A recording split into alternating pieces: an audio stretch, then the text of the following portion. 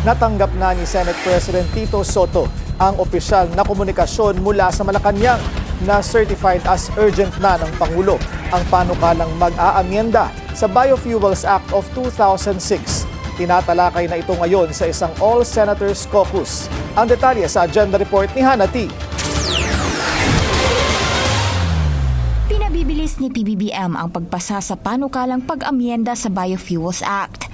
Yan ay para raw maibsan ang impact ng taas presyo sa langis sa gitna ng krisis sa Middle East. Ang amendments ay nakapaloob sa Senate Bill 1965. Sabi sa bill, kailangang maglagay ng biofuels sa mga gasolina at diesel na ibinibenta sa bansa. Halimbawa ay biodiesel at bioethanol na karaniwang ginagawa mula sa mga pananim gaya ng niyog at tubo. Gusto nitong bawasan ang pagdepende ng Pilipinas sa inaangkat na langis at sabay na suportahan ang mga lokal na magsasaka at biofuels industry. Author sina Senate Ways and Means Committee Chair Pia Cayetano at Senator Chingoy Estrada.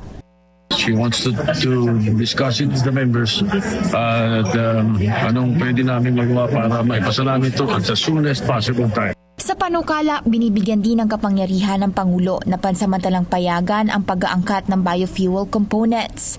Yan ay kung mas mataas ang presyo ng blended fuel nang hindi bababa sa 5% kumpara sa karaniwang gasolina o diesel. Sa ganitong paraan, pwedeng dagdagan ang supply ng biofuels para maiwasan ang mas pagtaas ng presyo ng langis. Ang mga kikitain daw mula sa taripa at buwis sa imported biofuels ay ilalaan sa mga programang pantulong para sa mga magsasaka at manggagawa sa lokal na biofuels industry. Last week na ng sesyon bago ang congressional break at sa Miyerkules ang huling plenary session. Dahil certified as urgent, posibleng maipasa ang bill sa second at third reading sa parehong araw at hindi kailangang sundin ang usual na 3-day waiting period. Una nang sinabi ni Senator Pia Cayetano sa isang panayam na posibleng maipasa ang proposed measure para mabigyan ng power si PBBM na isuspend o i-reduce ang excise tax sa langis bago sila mag-break.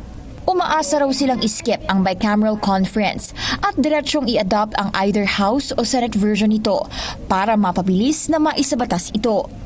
Para sa agenda, Hannah T. Billionaire News Channel. Kapapasok lang na balita, aprobado na sa Kamara ang House Bill 9418 o ang panukalang magbibigay ng special powers kay PBBM para tapyasan o alisin ang excise tax sa langis sa tuwing papalo ang presyo nito sa $80 per barrel. Matapos lumusot sa third and final reading, agad itong ipinadala sa Senado kung saan tinatalakay na ang panukala. Oras na mapirmahan ito ng Pangulo, 10 pesos per liter ang inaasahang bawas sa presyo ng gasolina at 6 pesos naman sa diesel. Manatiling nakatutok sa Billionaire News Channel, sumubaybay sa aming social media accounts at mag-subscribe sa aming YouTube channel para sa mga eksklusibong balita at storya.